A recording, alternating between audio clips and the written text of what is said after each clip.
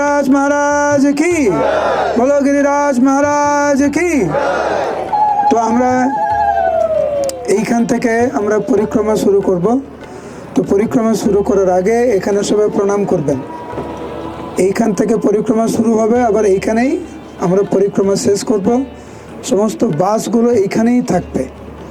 তো আমরা যেইভাবে এসেছি ওইভাবে যাওয়ার দরকার নেই, যেহেতু আমরা অনেক অনেক ঘন্টা হাঁটবো। আমরা পরিক্রমা করার পরে রাধাকুণ্ড শ্যামকুণ্ডে স্নান করার পরে যারা আগে আসবে এক একটা বাস ভর্তি হবে, এক একটা বাস ছাড়বে। ওখানে আমাদের জন্য প্রসাদ রেডি থাকবে, এসে প্রসাদ পেয়ে রেস্ট করবেন।